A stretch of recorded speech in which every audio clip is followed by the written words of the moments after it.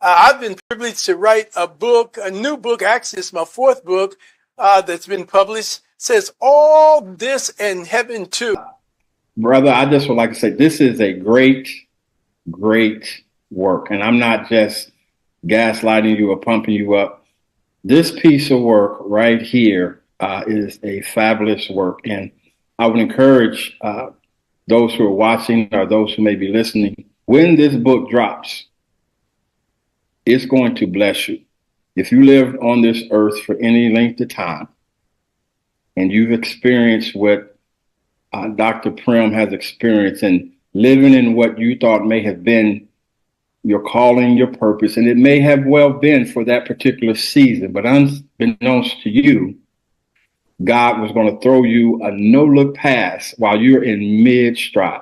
Well, Phil, this is what I appreciate. It's been an 8-year journey to actually do this book. It was written or marinating in my heart, my wife's heart, for 8 years, and I began to walk around the house and say these words: all of this and heaven too. And what I've come to realize, and you said it well, is that in life, we have to discover our purpose. We have to discover our passion.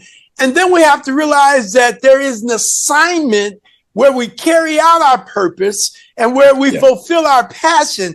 And the thing that was hard for me to comprehend and understand as I look back now is that my assignment for the time that I was serving had come to an end, had come to a conclusion.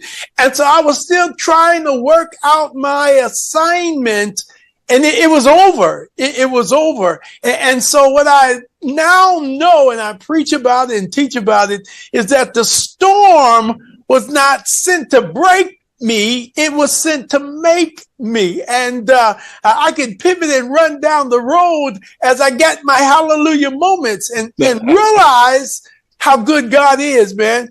The songwriter said, as I look back over my life and I think things over, I can truly say that I've been blessed and I've got a testimony. And that's what I write about.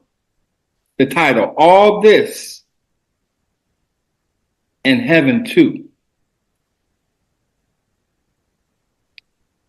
When I heard it, I'm thinking about, man, you got your cake, you're eating it too, you got your bed of roses, you're getting breakfast in bed, you got a driver, you've got all of this on the left, that's good, you got all of this on the right, that's good, until I crack open the pages of the book. Where did the book come from? Well, let me share with you some of the detail. I won't give a lot of everything away because I really want people to read the book. Absolutely. But I had gotten a letter about 4 or 5 days before Christmas. And so that's why this interview taking place 2 days before Christmas speaks to my heart. And the letter said, we want you to resign before the end of the year.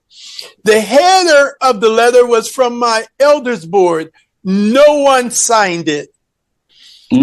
From that prospectus alone, I didn't know whether this was a hoax. I didn't know if somebody was playing some type of trick on me. I was scratching my head trying to figure it out. Matters got worse after that because I did not do what the board wanted me to do. The board wanted me to resign before the end of the year. This would have been in 2014. So December of 2014, I received a letter that says, we no longer want you to be pastor of the church. And it goes from bad to worse. And now let me throw this in there. One of the mothers of the church, who you would kind of think perhaps didn't have all her faculties.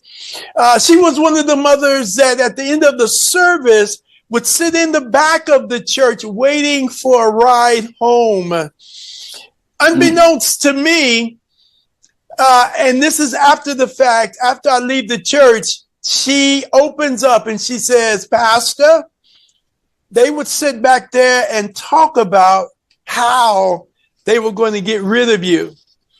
And she gave me details that I later find in writing because of one of the elders who loved me shared with me some of those details, and they're in the book. Yeah, they're in the book. Yeah, man. Yeah, man. I mean, they are there. And literally from that perspective, my eyes are open because, again, I have this love relationship. Yes, we have moments of difficulty. Yes, we have ups, we have downs like any relationship. But I never knew that I had in my camp someone who